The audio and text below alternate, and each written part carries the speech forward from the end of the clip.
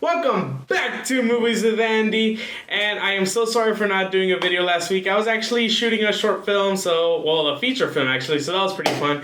But this week's special guest is Christopher Franey. Hey everybody, how's it going? Woo! And we actually got to check out Onward. Holy tooth of Zadar! How did you... I don't know, it just started! Hang on! Onward stars Chris Pratt and Tom Holland, and they play brothers who never got to meet their dad. Well, one of them did. And they have a spell to bring him back for one whole day. But do they bring him back? Because they only bring half of him. So, Chris, what did you think about Onward? So I really enjoyed it. Like, for me, a big part of going to the movie is my entertainment value.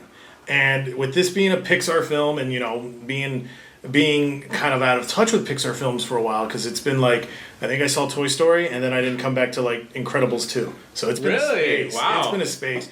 And I didn't know much about this one. Like, joking before we went to go see it, I was like, oh, I'm just going to see Spider-Man and Star-Lord hanging out as brothers. But I had a great time. It hit me right in the emotions. It had the perfect humor with the perfect dips for emotion and then to pull you back out of it. It was just so much fun. Like, they're on their quest and you're on the quest right there with them. Great time. Just great time all around. And it's funny that you do bring... I did, of course, feel that Star-Lord, Spider-Man feeling. Right. Because they both have those quips, like funny comebacks, like funny... And for Tom Holland's character, Ian, he was more like keep to himself when Star-Lord, Chris Pratt, which was...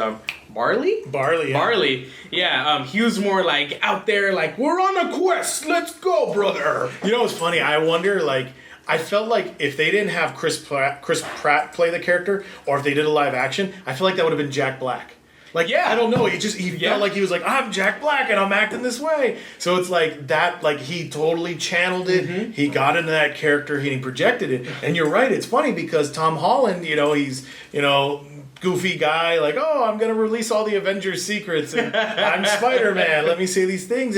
But yeah, he had to play the more shy, reserved, grounded brother, but he did such a great job, and again, major props to his accent, because when he talks, he's got that thick accent, but this one, he just rolled with it. Like, it wasn't his Spider-Man, but it was great, So, fantastic, man. Yeah, like you said, I really enjoyed it. I think if you have a brother, you're going to feel it even more. There's more of that brother element. And I didn't know if you knew this story, but the director who also wrote the film lived something like this. He says that he never met his dad, but the only way he ever knew anything about his dad or heard his dad was he found an old cassette that had his dad's voice on it that said, hello, goodbye, that's it. Wow. So that's the only sound that he has of his dad, and him and his brother really connected and bonded over that. So he wrote this movie. So this movie, I think when I knew that, and now I watched it, I'm just like, oh, that hurts even more. It does, because like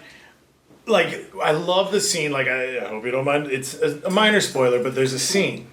But when he's talking to the cassette recording. Yes. Oh my God, because like they play the recording for you and you watch as he's staring at that, boombox, and he's just looking and he's so hopeful and he's looking at pictures of his dad on the wall. Ugh. And you hear the recording and it's just, blah, blah. Like, it's like listening to somebody have a phone call.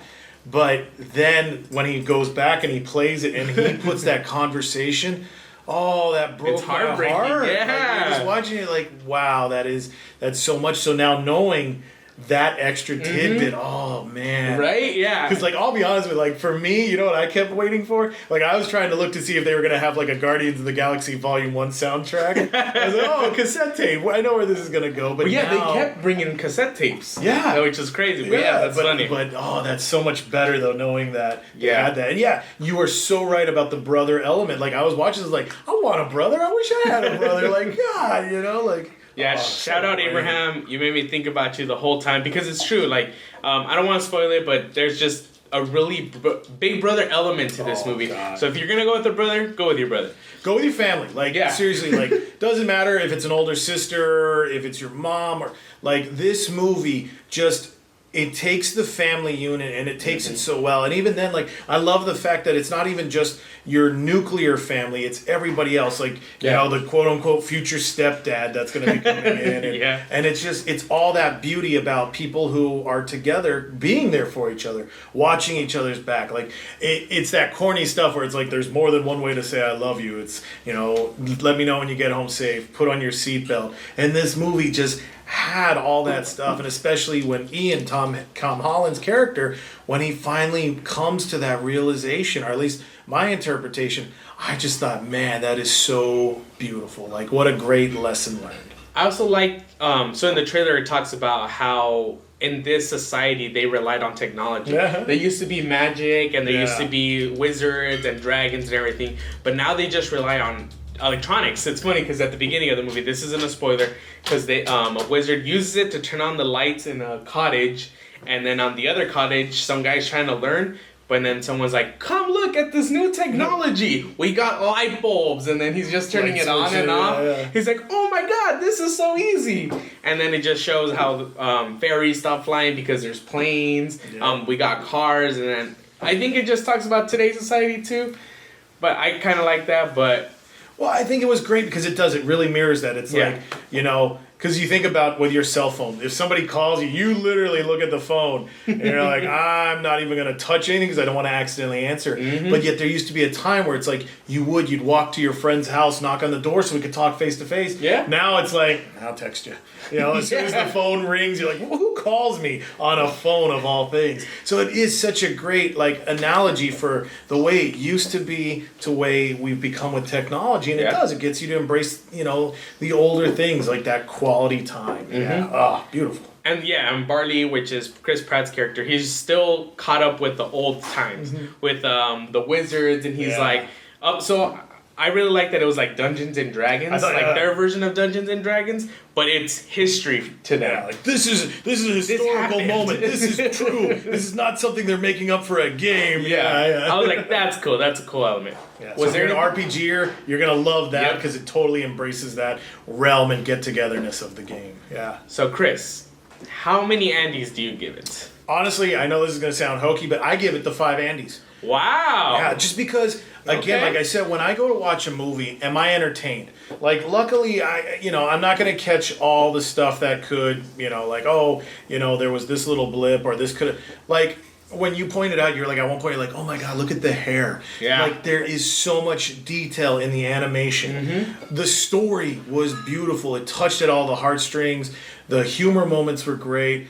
I've seen the trailer. And even seeing the trailer, I went in to watch the movie, and there was still so much more. Like, it's that iceberg effect where you see this, but underneath there's so much more. This was like triple that. So it was just great. Like, I enjoyed it. I stopped even paying attention to my popcorn. I was so focused. Such a great film. So yeah, I give it 5 Andes. Okay. Dang, now you put me on the spot. Dun dun dun. I'm gonna give it 4.5. I really liked it. I just feel like there was a couple things that I would have changed here and there. I'm not going to spoil it, but I do agree. It's a movie that for sure I'm going to watch again. I'm going to take my brother to go watch it. It was only me and you, and we saw Mitch. Shout out Mitch.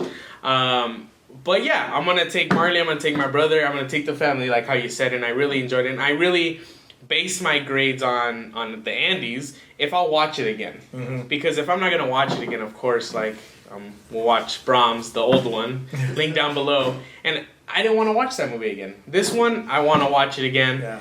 So. And you know what's neat, just to piggyback real quick, like, this isn't a movie that you have to go see in a theater. Yeah. But the fact that you would willingly go to a theater to see it again, that's a good thing. That's a great feel of the movie. Because even then, too, like, the audience, hearing them ooh and awe adds so much more element. And the kids. Yes. Like, I don't have any little kids at my house anymore. Like, my brother grew up. So yeah, I think hearing the little kids laugh and being like, when they ask a question like, what is that? You're like, Yeah. So one thing I didn't like though, and I don't know if this is gonna be a criticism, I feel like there was too many adult moments, and it's true. Elizabeth said this. Maybe we just didn't notice it as kids. But I feel like they said "son of a" lot. Yeah.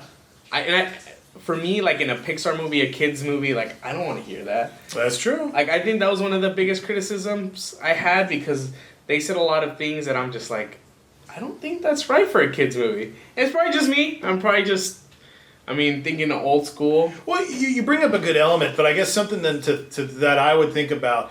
The fact is, most of the time with the Pixar films, they aim at younger kids. Like, okay, like I said, my experience, Toy Story, right? Yeah. So it's Andy. We see Andy as a young boy, this guy. And then if you go to Inside Out, like I didn't watch that one, but it seemed like it was the younger daughter dealing with her parents and life. This one, though, if you think about it, the two brothers, you're talking about a 16-year-old and maybe, 20, 18. So that would make sense that that's their vernacular. They're going to be like, oh, son of a, So I get what you're saying because your audience is still between 3 to 8 years old. But your story characters, they're a little bit older. So I think this might be maybe Pixar realizing that, we got some of our Andys growing up, so we'll try something. That's true. That's something. Maybe very true. But actually, we didn't talk about the beginning, which was the short. The Pixar short, which was very crazy because I didn't expect it. Should we tell them what it is? Because I know it's out there because I checked with a friend. I let them know, and I was like, oh, yeah. Like, I tried to be coy, and they were like, oh, it's the... I was like, okay, so it's a newly acquired So it's out Disney. there. So if you don't want to hear what the Pixar short is, well, thank you very much for joining us and skip to like a minute. But the Pixar short was The Simpsons. Right? So... Maggie? Yeah. Okay, but Maggie is now a Pixar short, which was great. Homer and Marge didn't really... They had a somewhat small part. Yeah, they were just there, so they didn't get the voice actors.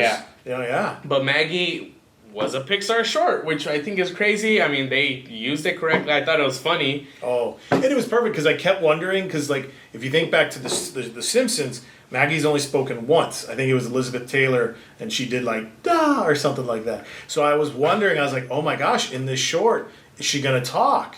And I love that they stayed true to what has been established from The Simpsons. She didn't talk. She still emoted. She still did stuff. She could still communicate, like when she's pressing why. It's like doesn't talk, that was hilarious that she still got information out there but didn't talk. So it stayed true to the ground rules that The Simpsons have set. And that was perfect. And what's great about it is it doesn't matter what era of Simpsons you're watching, now, the past, if you left it, if you're back, if you're still with it, that fit in classically and perfectly. Yeah, I really enjoyed it, and we were both surprised. We're like, oh my gosh, that's cool. Yeah.